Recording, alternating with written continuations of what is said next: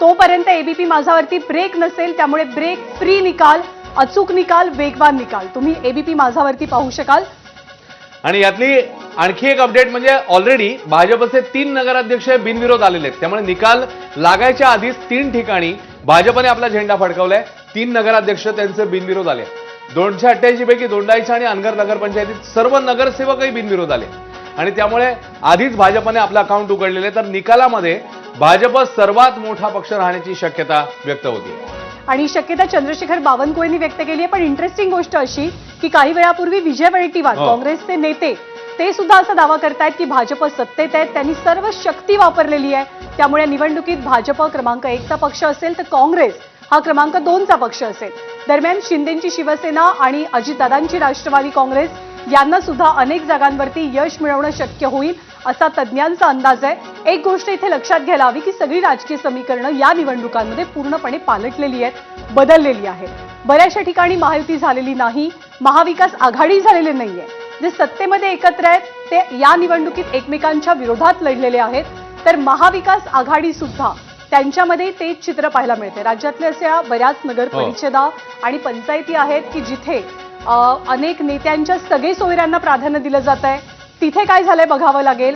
ज्या ज्या ठिकाणी भाजपनं पहिल्यांदाच आपल्या चिन्हावर निवडणूक लढवली, जसं की सोलापूरमध्ये सगळ्याच जागांवरती भाजपनं पहिल्यांदा त्यांच्या चिन्हावरती निवडणूक लढवली आहे, तिथला निकाल काय असेल याची उत्सुकता आहे। मतमोजणीला आता सुरुवात झालेली आहे, उत्कंठा शिगेला पोहोचली आहे की 285 नगरपालिका आणि नगरपंचायतींमध्ये आज चित्र नेमकं काय समोर येते। ब्रेक फ्री निकाल आपण पाहू शकणार आहोत। अश्विन, खरंय महाकव्हरेज आणि जसं ज्ञानदा आपण म्हणतोय की इकडे कुठलीही समीकरणं म्हणजे जी सत्तेमधली आहेत महायुती आणि महाविकास आघाडी असं जे दोन आपण म्हणूया बाजू आहेत, तर तसं इकडे नाहीये। किंबहुना महायुतीमधला एक पक्ष आणि महाविकास आघाडीमधला एक पक्ष अशी कॉम्बिनेशन्स आपल्याला इकडे बघायला मिळेल, अशी समीकरण आहेत। जसं कागलचं उदाहरण, 2 राष्ट्रवादी एकत्र आल्यात आणि त्यांच्या समोर कोण आहे तर महायुतीमधलाच पक्ष म्हणजे शिवसेना। त्यामुळे अशी वेगळीच समीकरणं इकडे समोर आलेली आहेत। बघूया आता नेमकं कोण बाजी मारत आहे।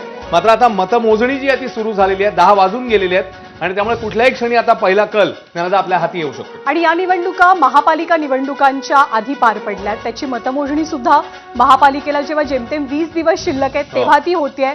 त्यामुळे एक प्रकारे प्रिलिम म्हणावी लागते ही महानगरपालिका निवडणुकांच्या निकालांची।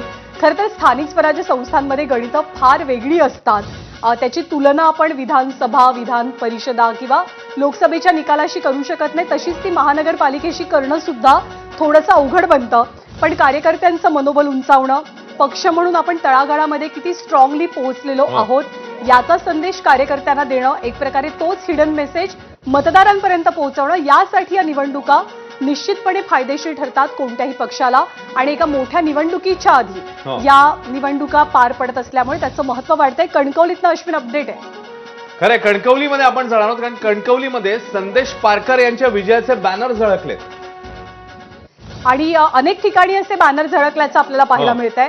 अक्कलकोटमध्ये सुद्धा भाजपनं विजयाच्या आधीच सेलिब्रेशन सुरू केलेलं होतं। तिथे आपण कोल्हापूरमध्ये सुद्धा, कागलमध्ये सुद्धा हीच परिस्थिती पाहिली की ज्याचा उल्लेख तू मगाशी केला की कागलमध्ये 2 राजकीय विरोधक एकत्र आलेले आहेत, मंडलिकांच्या विरोधात ते एकत्र येतात। समरजित सिंग घाडगे आणि हसन मुश्रीफ यांनी हात मिळवणी केली आहे आणि ही दृश्य जी आहेत ती अर्थातच मतमोजणी केंद्रावरची दृश्य आहेत। मगाशी बीडमध्ये मोठा राडा झाला होता। बीडमध्ये काय झालं तर मतमोजणी केंद्रामध्ये जाण्यासाठी अनेकांनी गर्दी केली। प्रत्येक उमेदवाराचे काही प्रतिनिधी असतात, त्यांच्याकडे अधिकृत ओळखपत्र असतं आणि ते ओळखपत्र पाहिल्यानंतरच त्यांना आत प्रवेश दिला जातो। पण एकाच वेळेला अनेकांना आत जायचं होतं, त्यामुळे पोलिसांना सौम्य लाठीचार्जही करावा लागला। आतापर्यंत 3 जागांचे निकाल स्पष्ट झालेत कारण त्या बिनविरोध जागा आहेत आणि त्या 3ही भाजपच्या खात्यात आहेत। खरं, आणि या निमित्ताने आपण ही टॅली जी आहे ती आपल्या प्रेक्षकांना ज्ञानदा सांगूया। बरोबर, तर आपल्या टीव्ही स्क्रीनवर वरती जे आकडे आपल्याला दिसत आहेत ते आहेत नगराध्यक्ष, म्हणजे कोणाचे किती नगराध्यक्ष ही ती टॅली आहे। भाजप, शिवसेना, राष्ट्रवादी काँग्रेस, त्यानंतर राष्ट्रवादी शरद पवार, ठाकरेंची शिवसेना आणि इतर अशी ही आकडेवारी असेल। आणि जसं आपण म्हणतोय की 3 नगराध्यक्ष आधीच भाजपने बिनविरोध त्यांचे जिंकलेले आहेत, त्यामुळे भाजपने तिकडे 3 जागा ज्या आहेत त्या जिंकलेल्या आपल्याला बघायला मिळतात। तर इकडे आपल्या स्क्रीनच्या उजवीकडे नगरसेवकांची संख्या आहे, ज्याच्यामध्ये अर्थातच पुन्हा एकदा प्रत्येक पक्षाचे किती नगरसेवक ही आकडेवारी आपल्याला दिसते। आणि या बाजूला स्क्रीनच्या लक्षवेधी लढती कोणत्या आहेत ते आपण दाखवतोय। म्हणजे या नगरपंचायत नगरपालिका निवडणुकांच्या मध्ये देखील काही अतिशय इंटरेस्टिंग लढती आहेत। काही जसं तू मगाशी उल्लेख केला काही कुटुंबातलेच काही सदस्य आहेत आणि त्याच्यामुळे देखील त्या नेत्याची प्रतिष्ठा पणाला लागली आहे. तर त्या नेत्यांची नावं, त्या सदस्यांची नावं आपण आपल्या स्क्रीनच्या या बाजूला दाखवतोय. त्यामुळे ही आपली टॅली असेल, हा आपला टीव्ही स्क्रीन असेल आणि